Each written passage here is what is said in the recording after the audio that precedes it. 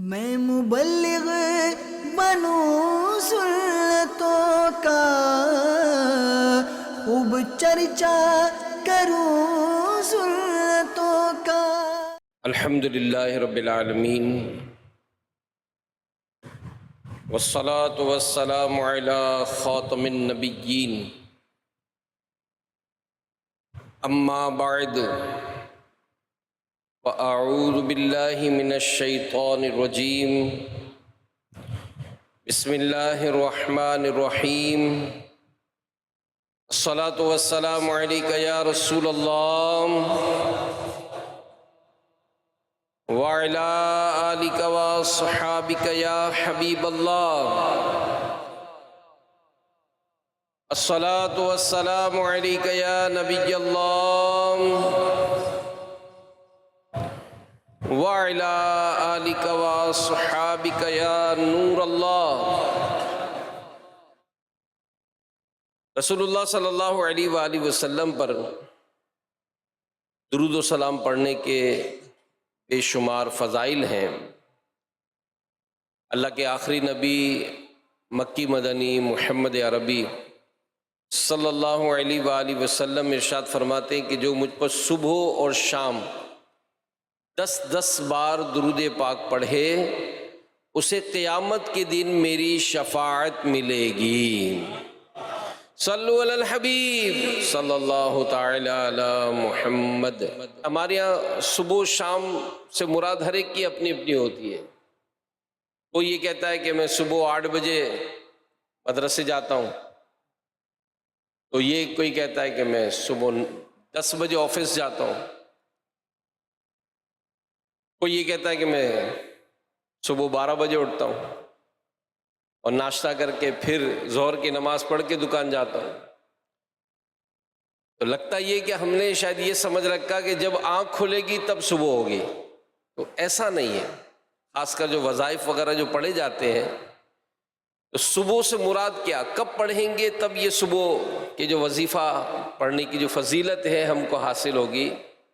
علماء فرماتے ہیں کہ آدھی رات گزرنے سے لے کر سورج کی پہلی کرن چمکنے تک، یعنی جیسے سن رائز ہوگا، سورج طلوع ہوگا، تو اس وقت تک یہ صبح ہے۔ سورج طلوع ہو گیا، اب صبح کا وقت ختم ہو گیا۔ اسی طرح شام سے مراد کیا، میں شام 8 بجے آپ کے گھر آ رہا ہوں، میں 7 بجے گھر آ رہا ہوں، تو شام کا وقت جو ہے وہ ٹائمنگ سے نہیں ہے، یعنی اس کا شیڈول یہ ہے کہ ظہر کا وقت جب شروع ہوتا ہے اس سے لے کر سورج غروب ہونے تک یہ شام کا وقت کہلاتا ہے۔ یعنی ابھی جیسے ظہر کا وقت شروع ہو چکا ہے تو شام شروع ہو چکی ہے، تو مغرب تک اگر یہ فضیلت پانی ہے ہم کو صبح و شام والی، تو جیسا میں نے عرض کیا تو اس اوقات میں پڑھنے کی عادت بنائیں۔ اللہ پاک ہمیں عمل کی توفیق عطا فرمائے، اور درود پاک پڑھنے کے جو فضائل حدیثوں میں بیان ہوئے ان سب سے اللہ پاک ہمیں حصہ عطا فرمائے، آمین۔ صلو علی الحبیب صلی اللہ تعالی علی محمد وعلی آلہ وصحبہ وبارک وسلم، صلاۃ و سلام علیک یا سیدی یا رسول اللہ۔ قرآن پاک میں سورہ ابراہیم کی پہلی آیت کریمہ کا ایک حصہ ہے۔ بسم اللہ الرحمن الرحیم، الف لام را، کتاب انزلناہ الیک لتخرج الناس من الظلمات الی النور، صدق اللہ العظیم وصدق رسولہ النبی الکریم۔ اس آیت مبارکہ میں قرآن پاک کے نزول یعنی نازل ہونے کا ایک اہم اور بنیادی مقصد یہ بیان کیا گیا۔ اللہ پاک نے اپنے محبوب نبی رسول ہاشمی صلی اللہ علیہ وآلہ وسلم کے واسطے اور ذریعے ہمیں قرآن کریم عطا فرمایا۔ یہ قرآن کیوں عطا فرمایا؟ اس میں حکمت کیا ہے؟ اس کا مقصد کیا ہے؟ چنانچہ فرمایا الف لام را، یہ حروف مقطعات ہیں جو مختلف آیتوں کے شروع میں آتے ہیں، اور یہ اللہ پاک اور اس کے محبوب صلی اللہ علیہ وآلہ وسلم کے درمیان راز ہیں۔ ان کا درست معنی اللہ پاک جانے اور اس کے بتائے سے اس کے رسول جانے۔ آگے فرمایا کہ کتاب انزلناہ الیک، یہ ایک کتاب ہے جو ہم نے تمہاری طرف نازل کی ہے، یعنی آپ محبوب صلی اللہ علیہ وآلہ وسلم، یہ کتاب قرآن پاک جو ہم نے آپ کی طرف نازل کی، اس کا مقصد اور اس کی حکمت کیا؟ آگے فرمایا لتخرجا، یعنی تاکہ تم نکالو، کس کو نکالو؟ الناس، لتخرج الناس، تاکہ تم لوگوں کو نکالو، یعنی ہر وہ انسان حضرت آدم علیہ السلام کی اولاد سے ہے، اسے نکالو۔ کہاں سے نکالنا ہے؟ من الظلمات، اندھیروں سے، ان اندھیروں سے نکال کر کہاں لے جانا ہے؟ فرمایا الی النور، یعنی اجالے کی طرف۔ گویا فرمایا اس قرآن پاک کو نازل کرنے کا مقصد کہ یہ پیارا پیارا پاکیزہ کلام قرآن پاک اللہ پاک نے کیوں نازل کیا؟ تاکہ اس سے روشنی کو پھیلایا جائے، اس کے ذریعے معاشرے، سوسائٹی کے افراد کو اندھیروں سے نکال کر روشنی کی طرف، انہیں نور ایمان کی طرف لایا جائے۔ جو گناہوں میں ڈوبے ہوئے ہیں انہیں گناہوں کے دلدل سے نکال کر نیکی کے راستے پر چلایا جائے۔ جو بد اخلاقی میں ڈوبے ہیں، برے کردار میں مبتلا ہیں، ان کو اچھے اخلاق، اچھے کردار کے نور کی طرف لایا جائے۔ جو نفسانی خواہشات کے پیروکار ہیں انہیں اطاعت و عبادت کی طرف لایا جائے۔ جو محبت دنیا اور حرص کے مارے ہوئے ہیں انہیں فکر آخرت کے نور سے آراستہ کیا جائے۔ غرض معاشرے کا ہر وہ فرد جو کسی نہ کسی طرح اندھیرے میں مبتلا ہے، اس کو نور کی روشنی فراہم کرنا، یہ قرآن کریم کا بنیادی مقصد اور اس کو نازل کرنے کا مقصد بیان کیا جا رہا ہے۔ تو میرے پیارے پیارے اسلامی بھائیوں، اللہ پاک کے پیارے نبی صلی اللہ علیہ وآلہ وسلم نے اپنی حیات مبارکہ میں اس بنیادی مقصد کے لیے جو کام کیا، اور جو یہ نور لے کر ہمارے نور والے آقا صلی اللہ علیہ وآلہ وسلم تشریف لائے، اور تشریف لا کر اس نور کو جو آپ نے تقسیم فرمایا، یہ سیرت مصطفیٰ صلی اللہ علیہ وآلہ وسلم کو دیکھنے سے پتہ چلتا ہے کہ رسول اللہ صلی اللہ علیہ وآلہ وسلم نے اس نور کو تقسیم کرنے کے لیے، یعنی کافروں کو ایمان کی دولت دلانے کے لیے، جو غافل ہیں ان کو بیداری کی طرف بلانے کے لیے، اور جو طرح طرح کے گناہوں میں مبتلا ہیں انہیں گناہوں سے نکال کر نیکی کے راستے پر چلانے کے لیے اللہ کے پیارے نبی صلی اللہ علیہ وآلہ وسلم نے کیسی عظیم قربانیاں دی۔ یہ سیرت مصطفیٰ صلی اللہ علیہ وآلہ وسلم کو پڑھنے سے پتہ چلتا ہے۔ اور بڑی پیاری بات ہمارے مفتی اہل سنت مفتی قاسم صاحب فرماتے ہیں کہ سیرت مصطفیٰ کو پڑھنا یہ بہترین عبادت ہے، یعنی اللہ کے نبی صلی اللہ علیہ وسلم کی سیرت کا جو مطالعہ ہے، اسٹڈی ہے، اور یہ فی زمانہ خاص کر مسلم ینگسٹرز جو ہے یہ اس معاملے میں توجہ نہیں دیتے، ہم کتابوں کا مطالعہ نہیں کرتے، اسٹڈی نہیں کرتے۔ تو سیرت مصطفیٰ صلی اللہ علیہ وآلہ وسلم کو جب پڑھیں گے تو پتہ چلے گا کہ اللہ کے نبی صلی اللہ علیہ وآلہ وسلم نے جب ان کافروں کو ایمان کی دعوت دی تو انہوں نے اس کے برعکس کیسی تکلیفیں پہنچائی ہیں، کس طرح سے ظلم و ستم کہ پہاڑ توڑے. نبی پاک صلی اللہ علیہ وآلہ وسلم نے جب طائف کا سفر کیا تو کیسی دل ہلا دینے والی کیفیات یہ سامنے آئی. جو لہو لہان ہوئے، رسول اللہ صلی اللہ علیہ وسلم کے نالین پاک جو ہے وہ خون سے بھر گئی. پھر اسی طرح شعب ابی طالب کے 3 سال جس میں آپ کو قید کر دیا گیا، مطلب سوشل بائیکاٹ کیا گیا. جب تمام اہل مکہ نے مسلمانوں سے بائیکاٹ کر دیا تھا، وہ 3 سال مسلمانوں نے پتے کھا کر، جانوروں کے چمڑے ٹکڑے پانی میں بھگو کر نرم کر کے کھاتے اور اس سے گزارا کیا کرتے تھے. تو بڑی مشکلات رسول اللہ صلی اللہ علیہ وآلہ وسلم کو درپیش ہوئی. مگر جب یہ مطالعہ کریں گے تو پتہ چلے گا کہ اتنی مشکلات آنے کے باوجود اللہ کے نبی صلی اللہ علیہ وسلم نے ہمت نہیں ہاری، استقامت کے ساتھ، بہت محنت اور لگن کے ساتھ نور قرآن کو دنیا میں عام فرمایا اور مسلسل نیکی کی دعوت دیتے رہے. نتیجہ کیا ملا؟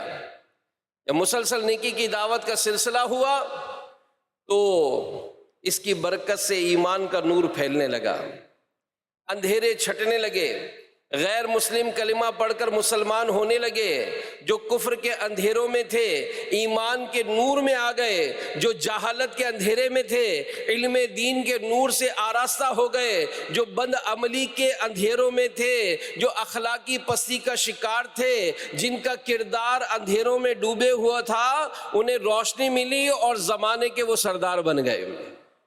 یہ سیرت کے کئی ایسے پہلو ہیں. یعنی نبی پاک صلی اللہ علیہ وسلم نے جب اعلان نبوت فرمایا تو اس وقت معاشرے کی حالت کیا تھی؟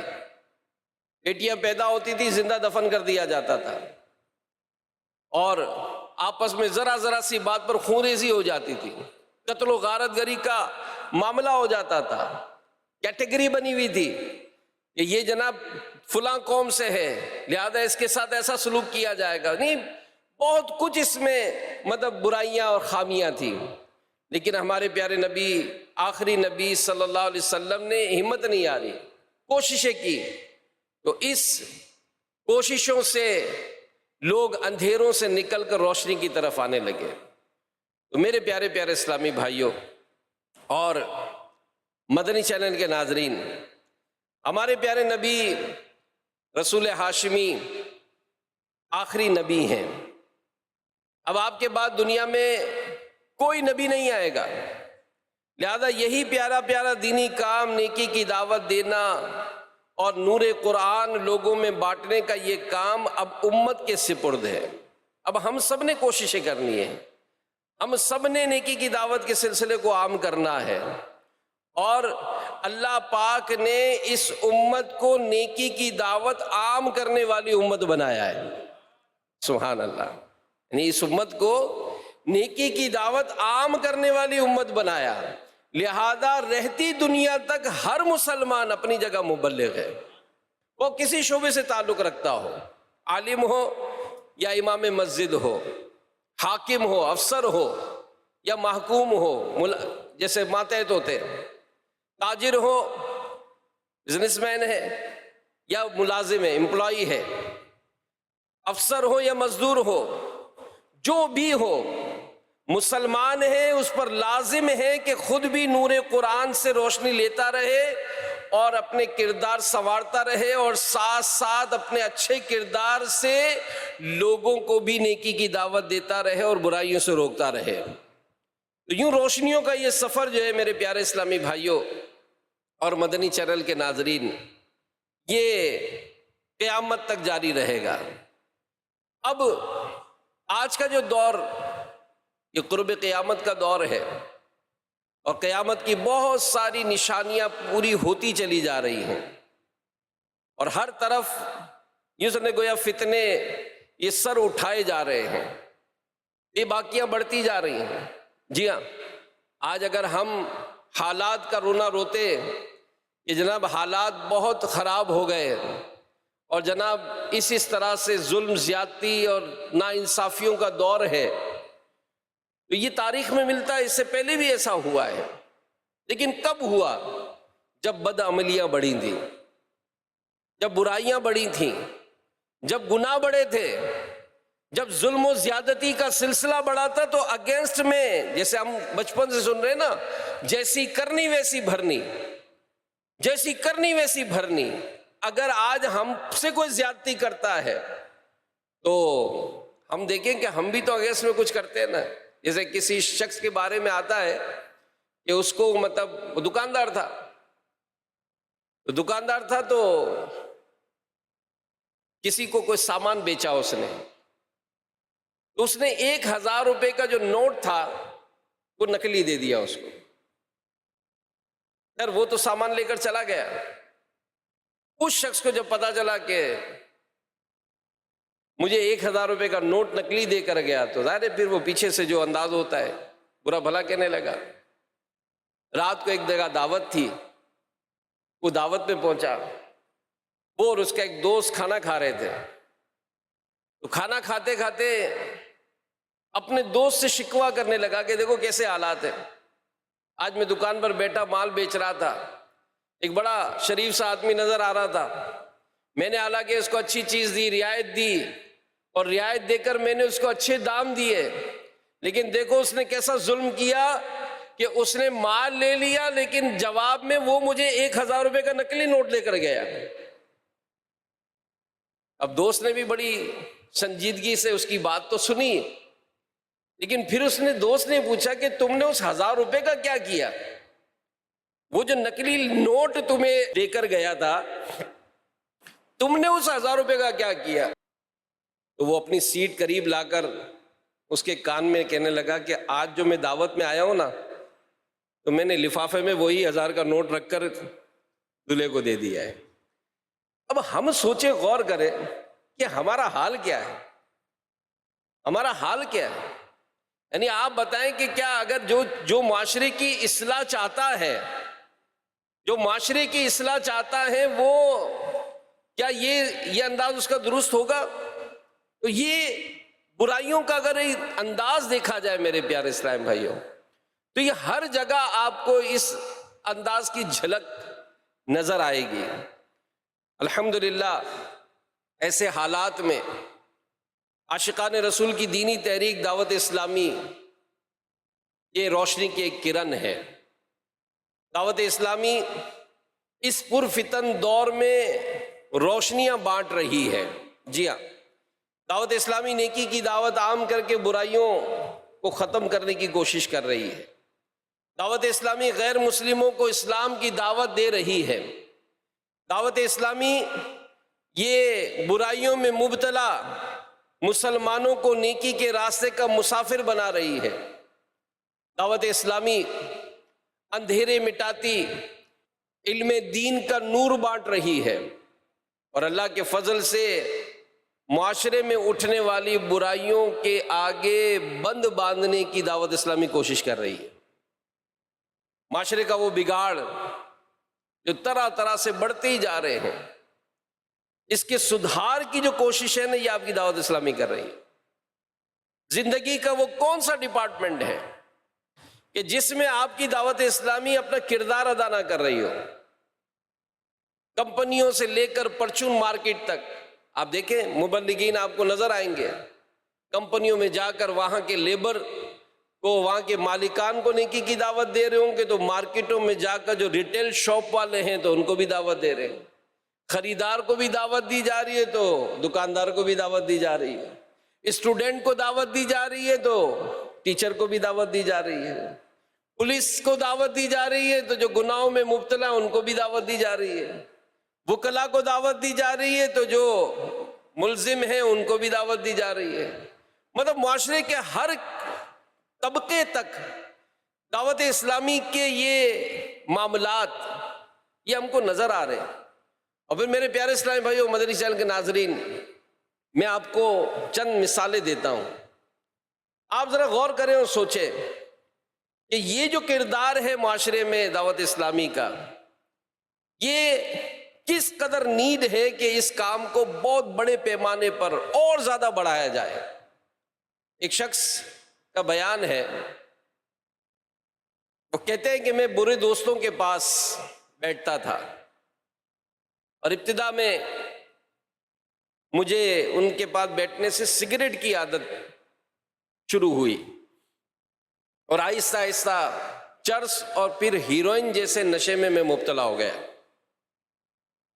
وہ کہتے ہیں کہ میں 16 سال ہیروئن پیتا رہا، یہاں تک کہ مجھے گھر سے نکال دیا گیا۔ میں فٹ پاتھ پر سوتا تھا، کچرا کنڈی پر، اور کچرے کے ڈھیر سے کھانے کی چیزیں چن لیتا، کبھی لوگوں سے مانگ مانگ کر کھایا کرتا تھا۔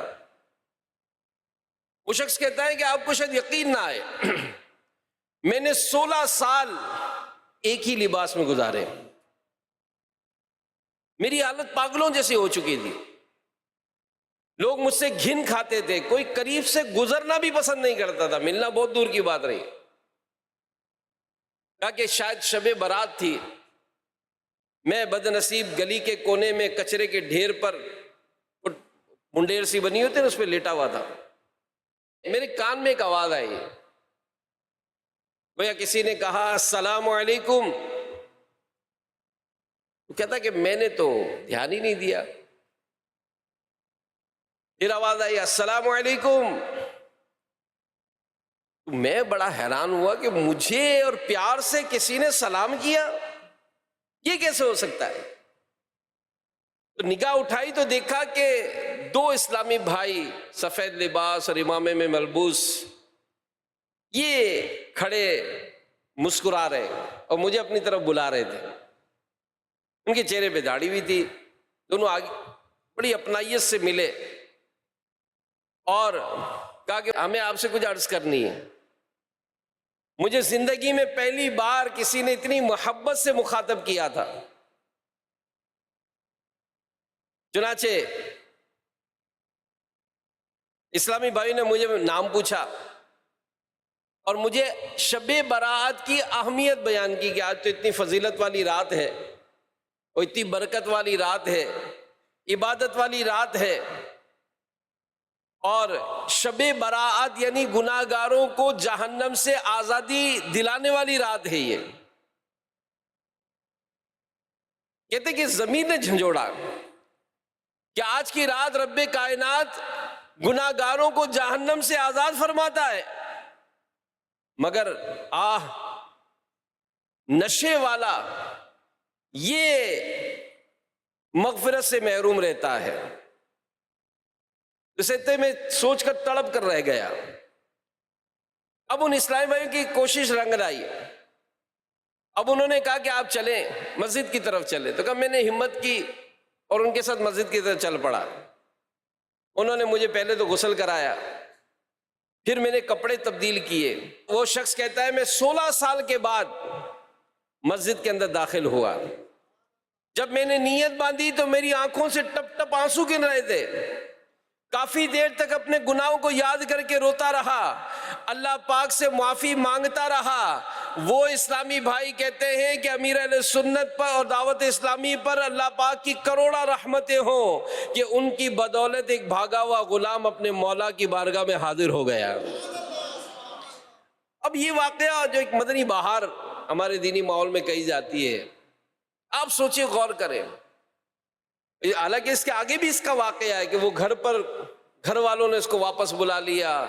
اب جب وہ ہیروئن چھوڑنا تو ظاہر مشکل کام تھا، کسی نے اس کی طبیعت خراب ہوتی تھی، لیکن وہ شخص کہتا ہے کہ میں نے قسم کھائی تھی کہ میں مر جاؤں گا دوبارہ نشہ نہیں کروں گا۔ اپنے گھر والوں کو کہتا تھا مجھے چارپائی سے باندھ دو، کب میں تڑپتا تھا، الحمدللہ آہستہ آہستہ اس کی عادت ترک ہو گئی۔ تو یہ حوصلہ اور ہمت کیا نا۔ لیکن یہاں میں مدنی چینل کے ناظرین کو ایک بات عرض کروں گا، یہ 16 سال پلٹ کے جب گھر واپس آیا ہے، اس کے گھر کے افراد کے اندر خوشی کیسی ہوگی؟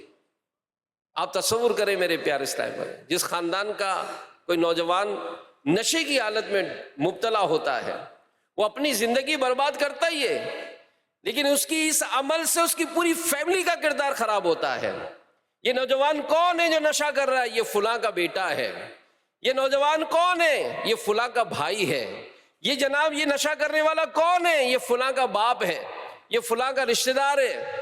اب آپ سوچیں کہ جو لیبل لگتے ہیں جس کے ساتھ، وہ پورا کا پورا خاندان افیکٹ ہوتا ہے.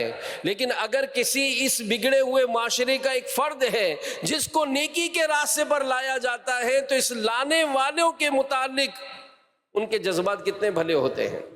تو میرے میٹھے میٹھے اور پیارے پیارے اسلامی بھائیوں اور مدنی چینل کے ناظرین، دعوت اسلامی کا یہی کام ہے.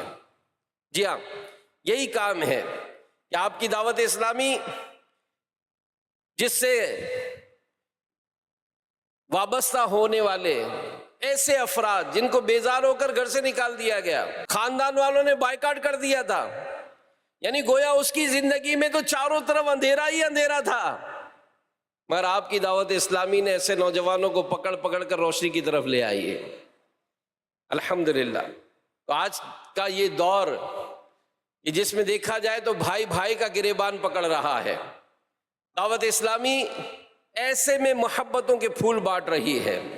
آج کے دور میں اولاد بوڑھے ماں باپ سے تنگ ہو کر اولڈ ہاؤس میں ان کو داخل کر رہی ہے، اور دعوت اسلامی الحمدللہ ان نوجوانوں کو، بیٹوں کو سمجھا رہی ہے کہ والدین کا کیا اہمیت ہوتی ہے، ان کی خدمت میں کتنا ثواب ہے. اور آج آپ کو کثیر ایسے عاشقان رسول ملیں گے جو اپنے ماں باپ کے ہاتھ چومتے ہیں، گھر سے نکلتے وقت ان کی دعائیں لیتے ہیں. الحمدللہ. پھر اسی طرح اس مشینی دور میں جب مشینی ترقی کو ہی سب کچھ سمجھا جا رہا ہے، اخلاقی پستی دن بدن بڑھتی جا رہی ہے، اس دور میں چھوٹوں کو ادب آپ کی دعوت اسلامی سکھا رہی ہے، اور بڑوں کو شفقت کا درس بھی آپ کی دعوت اسلامی دے رہی ہے. میرے پیارے پیارے اسلامی بھائیوں، پڑوسیوں کے حوالے سے جو حالات ہیں، ان پڑوسیوں کے حقوق ہم نے کہاں سے سیکھے؟ دعوت اسلامی کے ماحول سے. دوستی کے آداب یہ دعوت اسلامی سکھا رہی ہے.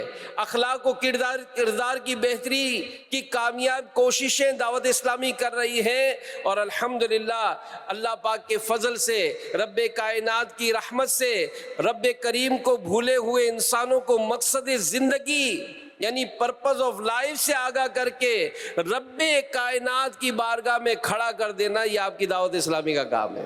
جی ہاں، نہ صرف مسجد بنا بھی نہیں رہی ہے، مسجد آباد بھی کی جا رہی ہے. اور صرف یہ ہمارے وطن عزیز پاکستان میں نہیں، اب دنیا بھر میں سفر کریں، دنیا بھر میں سفر کریں. اگرچہ لوگ اپنی دنیا کمانے کے لیے وہاں پہنچتے ہیں، ان کے تصور میں بھی نہیں ہوتا ہے کہ اس جگہ پر جہاں طرح طرح کے گناہوں کے اڈے کھلے ہوئے ہیں، اور جہاں عیاشیاں اور جناب عیش کوشیاں کرنا بہت آسان ہے، یہاں پر عبادت کی طرف کون، یہاں کیسے ماحول ملے گا؟ الحمدللہ آپ کی دعوت اسلامی ان ممالک میں بھی جا کر اسلامک سینٹرز فیضان مدینہ قائم کر کے وہاں پر بھی لوگوں کو نیکی کی دعوت دے رہی ہے. بہت بڑا کمپٹیشن ہے، بہت بڑا کمپٹیشن ہے کہ جناب کس طرح سے گناہوں کی یلغار ہے، اور ایسے میں الحمدللہ دعوت اسلامی نیکی کے کام کو آگے بڑھا رہی ہے.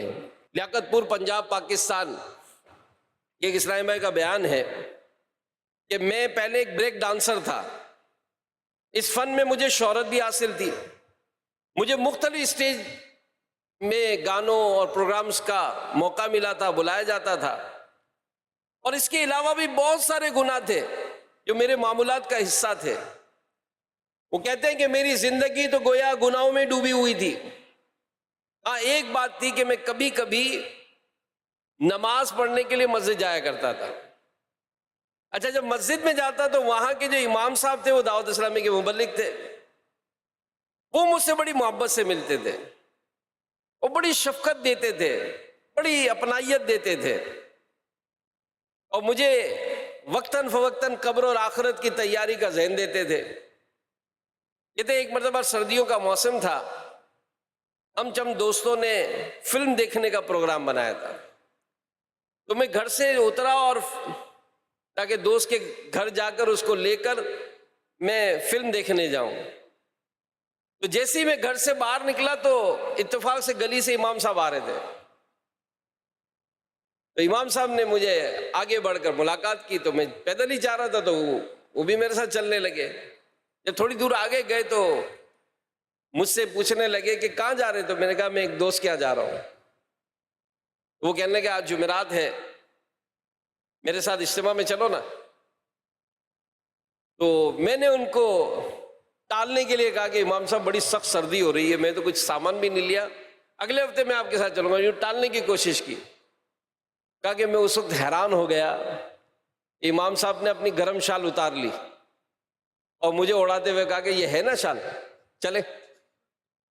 تب میں انکار نہیں کر سکا، وہ مجھے لے کر اجتماع میں پہنچ گئے۔ کہا میں تو فلم دیکھنے جا رہا تھا، اور کہاں امام صاحب مجھے مسجد کی طرف لے گئے۔ میں جب اجتماع میں پہنچا اور وہاں کا روح پرور منظر دیکھا، میری آنکھیں کھلی کی کھلی رہ گئیں۔ اجتماع میں عشق رسول پر بیان ہو رہا تھا، میرے دل کی کیفیت بدل گئی، پردے ہٹنے لگے، بے اختیار رو پڑا۔ جب ذکر و دعا کا سلسلہ ہوا، میری ہچکیاں بن گئیں، میں نے رو رو کر اپنے گناہوں سے توبہ کی اور دعوت اسلامی کے دینی ماحول سے وابستہ ہو کر نیکی کی دعوت عام کرنے میں مصروف ہو گیا۔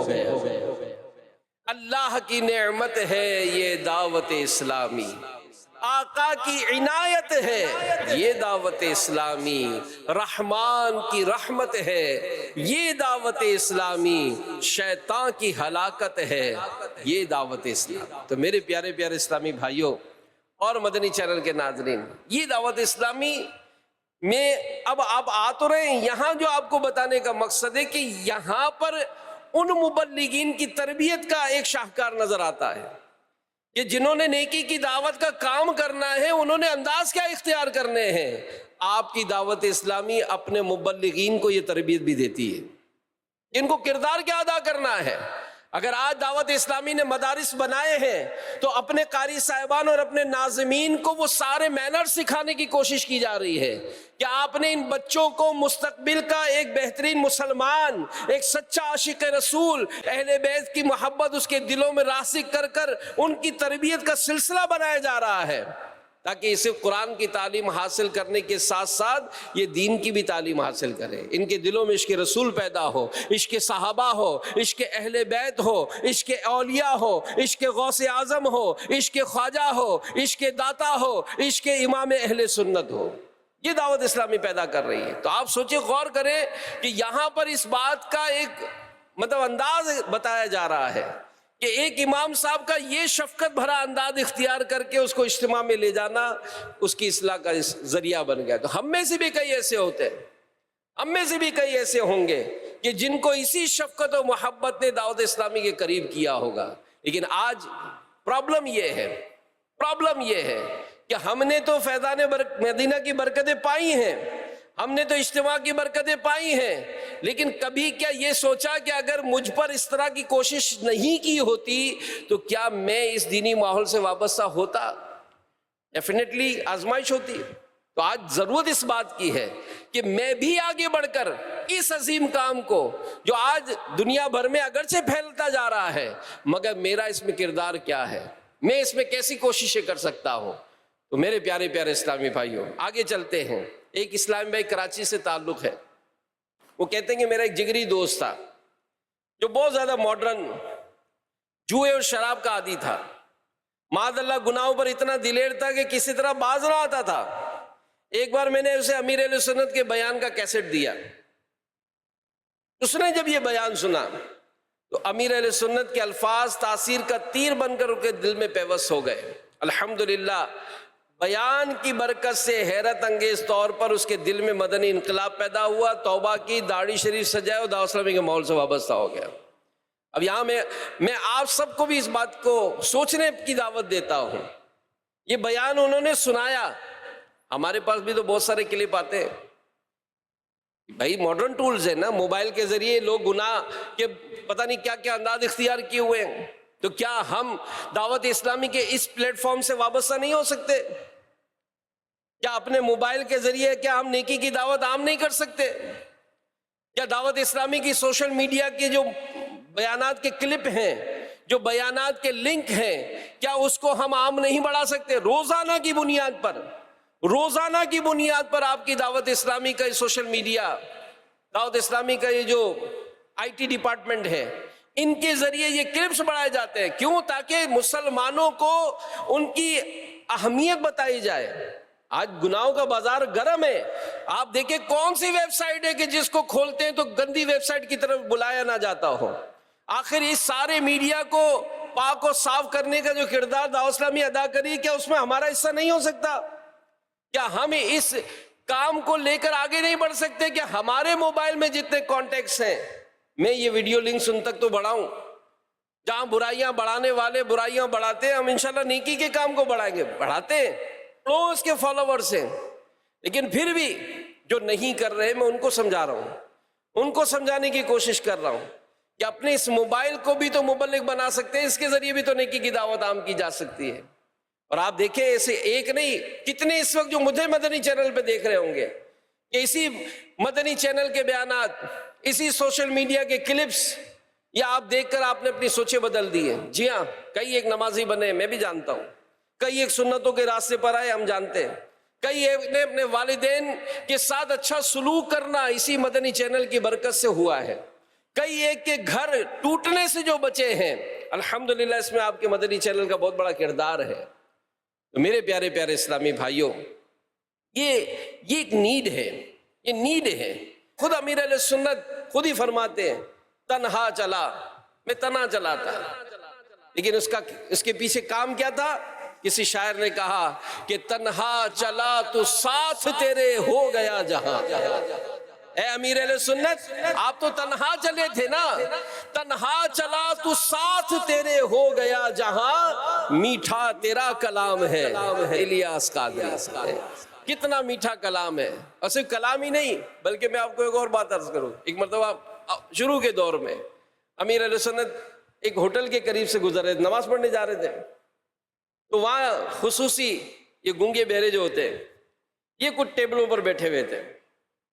اب بظاہر امیر علیہ سنت کو یوں ان کی لینگویج نہیں آتی تھی، مگر آپ نے جا کر ان کو بڑی محبت سے، شفقت سے، جیسا ایک ملنے کا انداز ہے، ملاقاتیں کی اور ان کو نماز کی دعوت دی۔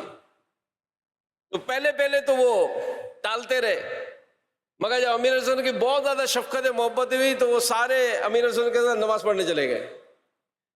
وہاں نماز کے بعد آپ نے بیان فرمایا، کسی نے ٹرانسلیٹ کیا ہوگا، اور ان گونگے بیروں پر شفقت فرمائی۔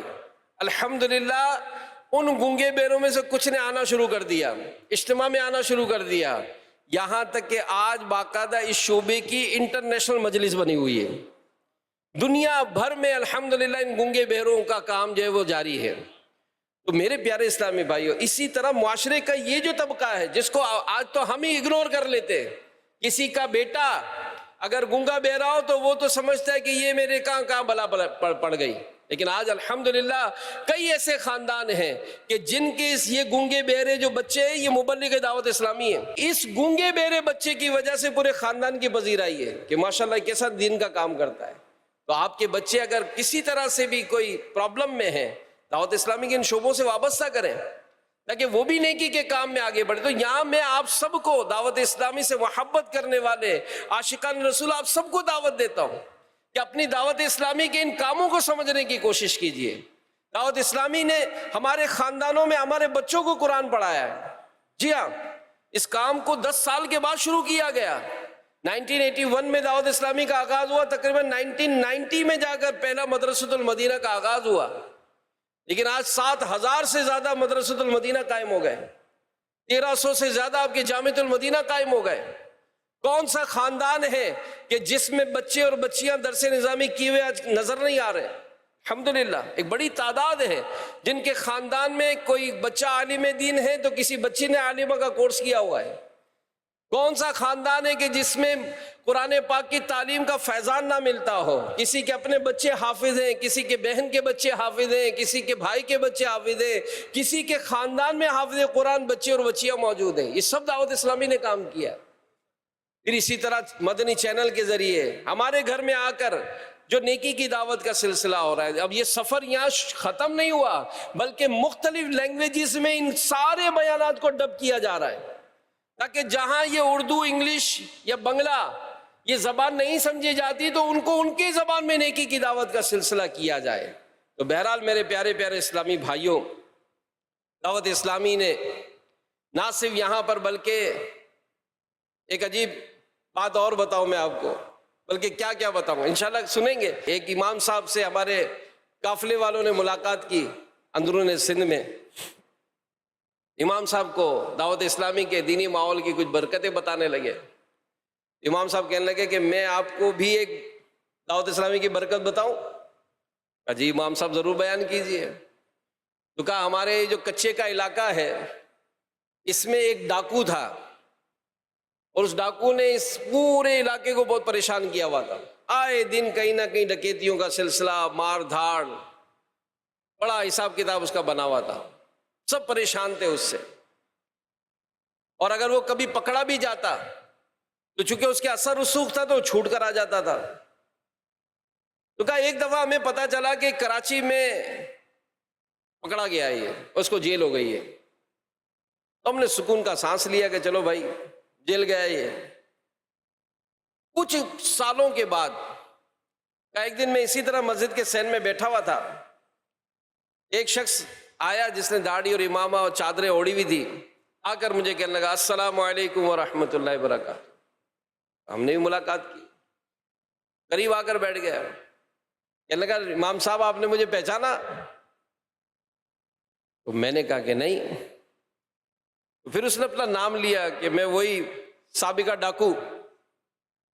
تو کہا میں حیران ہو گیا کہ یہ کیا ہو گیا اس کو، یہ کیا ہو گیا، اس کی تو داڑھی ہے، امامہ، زلفیں، چادریں.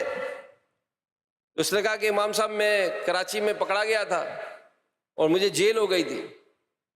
تو جیل میں مجھے دعوت اسلامی کا ماحول مل گیا کہ جیل میں ہمیں دعوت اسلامی کے مبلغ قرآن پڑھانے آتے تھے.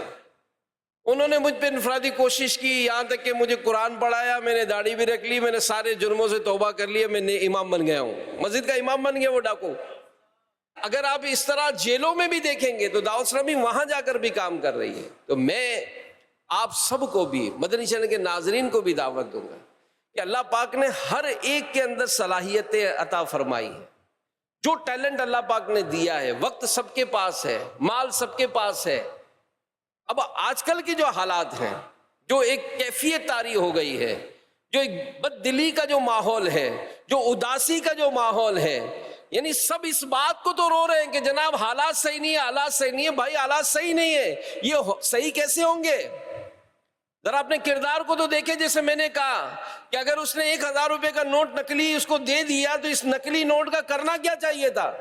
وہ جا کر شادی میں اندر لفافہ دے دیا اس نے. یعنی اگر میرے ساتھ کسی نے دھوکہ کیا تو میں کہاں دھوکے سے بعد آ رہا ہوں؟ تو حالات یوں اچھے نہیں ہوں گے. اپنے آپ کو تھوڑا چینج کرنا پڑے گا. اس رب کائنات عز و جل کی بارگاہ میں جھکنا پڑے گا کہ جس کی بارگاہ میں بندہ جھکتا ہے، سر کو جھکاتا ہے، ہاتھ کو اٹھاتا ہے، سارے مسئلے حل ہو جاتے ہیں. آئے تو صحیح رب کی بارگاہ کی طرف. اپنے کیے پہ شرمندہ تو ہوں کہ مولا بہت گناہ ہوئے ہیں، اے اللہ گناہ کر کر کے اب تو تھک چکے ہیں، ہم پر رحم فرما دے، برکتیں عطا فرما، ہماری کمزوریوں کو درگزر فرما، ہماری بے باکیوں کو معاف فرما. ان سب چیزوں کی طرف آ کر جھک کر اللہ کی بارگاہ میں ہاتھ تو اٹھائیں. وہ رب ہے، کریم پروردگار ہے. ایک نظر رحمت ہوگی، ہم سب کے مسئلے حل ہو جائیں گے. بے برکتیاں جھٹکے میں ختم ہو جائیں گی، اداسیاں خوشیوں میں تبدیل ہو جائیں گی، خوشحالیاں آ جائیں گی، پھر برکتیں حاصل ہوں گی. مگر اس رب کی طرف آئیں، توبہ و استغفار کو لازم کریں. استغفر اللہ، استغفر اللہ، استغفر اللہ، اللہ مجھے معاف فرما. اس کی کثرت کا معمول بنائیں. دعوت اسلامی کے اجتماعات میں آئیں، دعوت اسلامی کے دینی ماحول میں، مسجدوں میں درس، بیان، نیکی کی دعوت کے ذریعے ان دینی کاموں کو اور آگے بڑھانے کے لیے اپنا کردار ادا کریں. اور اللہ پاک نے جو مال دیا ہے اس مال کے ذریعے بھی دعوت اسلامی کو مضبوط کیجیے تاکہ مدارس، جامعات، مساجد اور یہ جو نیکی کی دعوت کا جو نیٹ ورک ہے اس کام کو مزید آگے بڑھایا جائے. اللہ پاک ہمیں عمل کرنے کی توفیق عطا فرمائے. آمین بجاہ خاتم النبیین صلی اللہ علیہ وآلہ وسلم. میں مبلغ بنوں سنتوں کا، خوب چرچا کروں سنتوں